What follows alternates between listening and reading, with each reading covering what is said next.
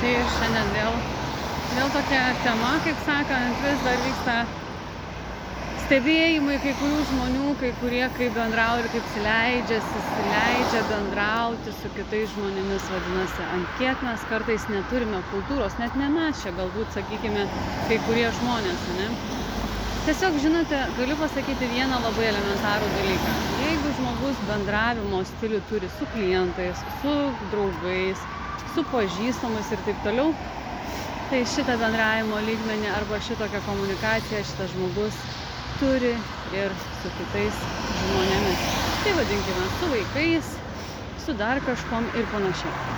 Todėl šiandien šiek tiek tokia tema apie tas moteris. Galbūt net moterims akcentuosiu šitą žinią dėl to, kad kartais mama užaugina arba tokius pačius vaikus, kokia pati yra, ne? Ir vaikai tęsia tą mamos komunikaciją, arba kiti, kaip sakant, eina kitu keliu, vadinkime, nenorėdami būti panašus arba matydami, kaip iš tikrųjų yra negerai, renkasi kitą kelią ir vadinasi pradeda kitokios komunikacijos mokytis. Šiandien elementarus momentas, ne? Nueini tiesiog nueini į kokią nors darbo vietą, vadinkime, na, tarkim, kavinė, restoranas ir panašiai. Prieini žmogus, galbūt kažko ten klientas nepastebėjo, galbūt kažkokią tai pertrauką ir panašiai, bet kada tu sulauki tokio atsakymo, kad neva tu ką žabala nematai ir panašiai, tai galiu pasakyti, kad tai galbūt nėra ta komunikacija tokia, kaip čia pasakyti, kultūringa komunikacija, ne? Kad supratinga komunikacija, kad gali žmogus nematyti, nepastebėti ir panašiai. Galbūt kartais ir yra tokie momentai, kai kokia nors ten vadinkime motinėlė, kuri kažkada tai yra praradusi vaikus, kadangi arba atimti vaikai už tai, kad, neva, alkoholis buvo įdomiau ir svarbiau, pamiršo paimti iš darželio savo vaikus ir dėl to buvo iš jos jie atimti. Dar iki šiandien dienos, kaip sakant, šita moteris negeba išmokti kažkokios tai kitokios komunikacijos, vadinkime, ne? Kad, vis dėlto gal ir yra ten tavos kaltės, ne? Kad, tas gėralas ir tas alkoholis yra žymiai svarbiau kažkaip už vaikus, už anūkus.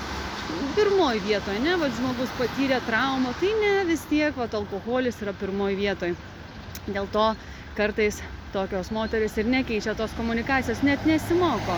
Toliau eina, neatleidusios savo už tai, kad kažkada tai kažko tai neteko, ar kažkokią tai nuoskaudą patyrė, toliau tą patį tęsia, vadinasi, netgi atėjus kažkokiam tai klientui į kavinę, restoraną, jeigu nemato žmogus, paimkime situaciją, tikrai žmogus nepamatė, nepastebėjo, ne, kažkokią tai užrašo ir panašiai, ir šitai rėkti. Išvadinti paskui psichinę, išvadinti ten visais kitais žodžiais tokiais, kad tu nesveika, tu durna ir panašiai, ką tu nematai. Aš nežinau, ar tai yra kultūra, tad patys pagalvokite. Ar tik tai nesulauksite, kaip sakant, atitinkamos karmos už tuos tokius veiksmus, arba už tuos tokius, kaip sakant, neprimimo darbuotojus, arba ateis klientai, kurie vis rodys jums tą patį, kol galų galiausiai gal ta kavinukė turės ir išsikraustyti iš tam tikros pastogės, kaip sakant, nes sekantis restoranai arba šalia esantis restoranai kažkaip tai geba mandagiai priimti tą klientą, nes kiekvienas klientas yra uždarbis jums. Vadinasi, bet kokiu atveju kiekvienas klientas ateidamas, atsinešdamas kažkokią tai pinigų sumą, jisai ateina tam, kad pas jus skaniai pavalgyti. O jeigu kažko tai nepastebėjo, o galbūt ir skaityti žmogus nemoko, o gal turi invalidumą, o gal regėjimas prastas, o gal šiaip nepastebėjo.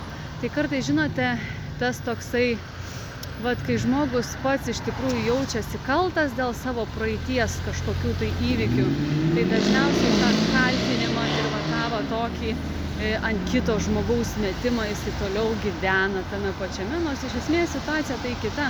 Tad mielos moteris, tos, kurios per alkoholį patyrėte kažkokių tai nuoskaudų, praradote vaikus, pamiršote kažkada tai gyvenime anksčiau juos pasimti iš darželio, nes alkoholis buvo tuo metu pirmoj vietoje, ne? Svarbesnis jo, tai nekaltinkit paskui kitų, nepilkit šito purvo ant kitų žmonių, nes esmė tai yra visai kita, ne?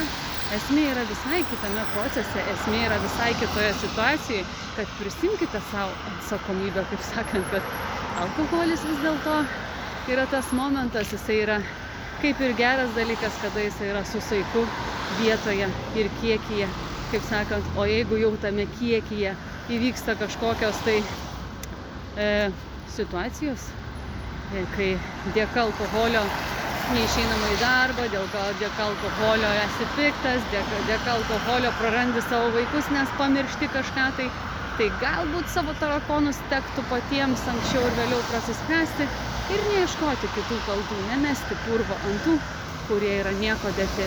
Neduok Dieve, jeigu dar yra vaikas, kuris iš tikrųjų gal kažko tai nematė, nepastebėjo ir panašiai. Tai kaip sakant, tokia motina gali tik tai traumuoti vaikus. Tai šiandien tiek, iki susitikimo ryte.